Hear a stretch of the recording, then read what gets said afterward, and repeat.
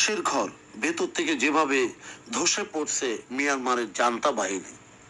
বন্ধুগণ, গত কয়েক দশক ধরে যে তাতমাদো বা মিয়ানমার সেনাবাহিনী দেশটির উপর লৌহ কঠিন নিয়ন্ত্রণ বজায় রেখেছিল, আজ তা ইতিহাসের সবচেয়ে ভগ্ন দশার মধ্য দিয়ে যাচ্ছে। 2024 সালের বিতর্কিত সামরিক নিয়োগ আইনের মাধ্যমে সাময়িকভাবে জান্তা প্রধান জেনারেল মিন অং ফ্লাই কিছু শহর পুনর্দখলের দাবি করলেও 2026 সালের মাঝামাঝিতে এসে সেই জোড়াতালের সামরিক কৌশল চরমভাবে ব্যর্থ প্রমাণিত হচ্ছে। জোরপূর্বক রিক্রুট করা সেনাদের বিদ্রোহ, কর্মকর্তাদের হত্যা এবং যুদ্ধক্ষেত্রে একের পর এক বিপর্যয় ইঙ্গিত করছে জান্তা বাহিনী এখন আর বাইরে থেকে নয়, বরং ভেতর থেকে ক্ষয়ে যাচ্ছে। জোরপূর্বক নিয়োগ নীতি জান্তার শেষ তাস যখন বুমেরাং।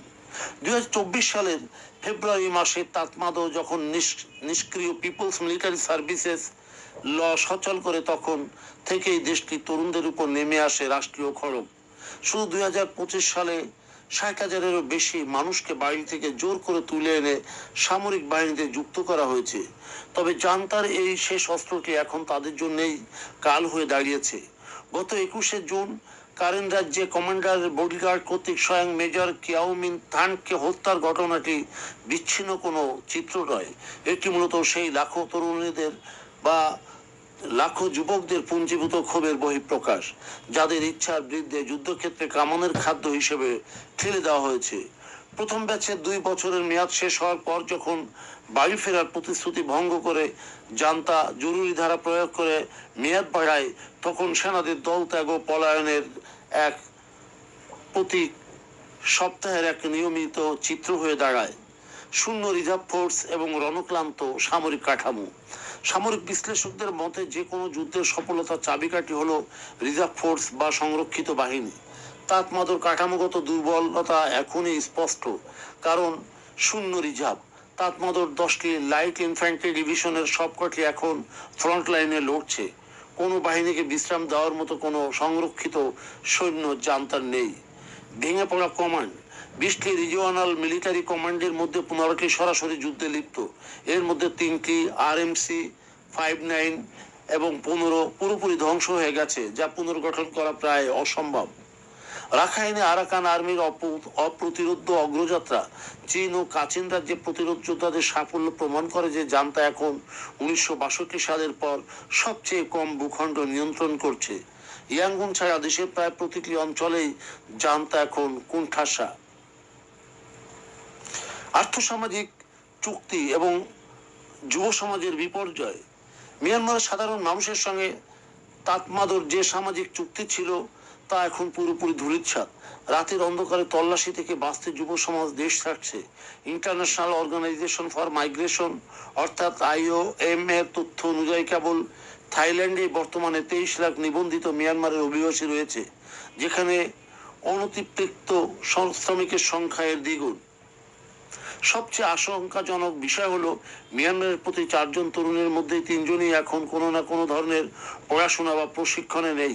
এটি কেবল একটি রাজনৈতিক বা সামরিক বিপর্যয় নয়, বরং দেশটির ভবিষ্যৎ উৎপাদনশীলতার উপর একটি স্থায়ী কুঠারাঘাত।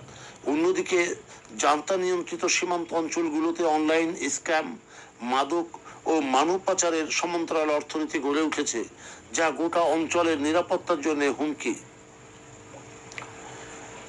সমালোচনামূলক বিশ্লেষণ যা করে থাকেন বিশ্লেষকরা, সেটি হলো পশ্চিমা এবং আঞ্চলিক কিছু নীতি নির্ধারকদের মধ্যে জান্তার ছদ্ম নির্বাচনকে কেন্দ্র করে এক ধরনের আপোষকামী প্রবণতা দেখা যাচ্ছে। তবে মাঠ পর্যায়ের চিত্র পরিষ্কার বার্তা দেয়, জান্তা কোনোভাবেই পরিস্থিতি স্থিতিশীল করেনি। আসিয়ানের 5 দফা ও কূটনীতিক ব্যর্থতা। আসিয়ানের চিরচরিত ধীরগতির কূটনীতি এবং 5 দফা সমঝোতা মিয়ানমারের সংকট সমাধানে সম্পূর্ণ ব্যর্থ হয়েছে। জান্তার উপর কোনো ধরনের রাজনৈতিক নৈতিকতা বা সমঝোতার চাপ আর কাজ করবে না। মূল অংশীদার নির্বাচন।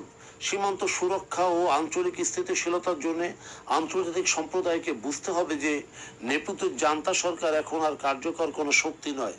সীমান্ত সুরক্ষার আসল অংশীদার এখন তারাই, যারা প্রকৃতপক্ষে সীমান্ত অঞ্চলগুলো নিয়ন্ত্রণ করছে, যেমন NUG এবং জাতিগত প্রতিরোধ বাহিনীগুলো। জ্বালানি ও আর্থিক উৎসে আঘাত। জান্তার একমাত্র মরণ কামড় দেওয়ার যে অস্ত্রটি সেটি হলো বিমান হামলা। বেসামরিক নাগরিকদের উপর নির্বিচারে বিমান হামলা বন্ধ করতে হলে জান্তার জেট ফুয়েল বা বিমান জ্বালানি সাপ্লাই এবং আর্থিক উৎসের উপর আরো কঠোর থেকে কঠোরতর আন্তর্জাতিক নিষেধাজ্ঞা নিশ্চিত করতে হবে। সবিশেষ মিয়ানমারের যে পরিস্থিতি তা কোনো সাময়িক গোলযোগ নয়, এটি তাতমাদুর দীর্ঘ একনায়কতন্ত্রের চূড়ান্ত পতনের সূচনা। একটি ফেডারেল গণতান্ত্রিক মিয়ানমার কখনো কাল্পনিক স্বপ্ন নয়, বরং এটি এখন একমাত্র অবধারিত বাস্তব। আন্তর্জাতিক সম্প্রদায় যত দ্রুত জান্তার পতনের সত্যতা স্বীকার করে প্রতিরোধ যোদ্ধাদের প্রাতিষ্ঠানিক ও মানবিক সহায়তা দেবে, তত দ্রুত এই অঞ্চলের দীর্ঘস্থায়ী সংকটের অবসান ঘটবে। বন্ধুগণ, যদি আমাদের এই তথ্য গল্প আপনার ভালো লাগে তাহলে লাইক এবং শেয়ার দিন, এবং এখন আজ আমাদের সঙ্গে থাকার জন্য ধন্যবাদ। আমাদের ফলো দিন এবং সাবস্ক্রাইব করুন।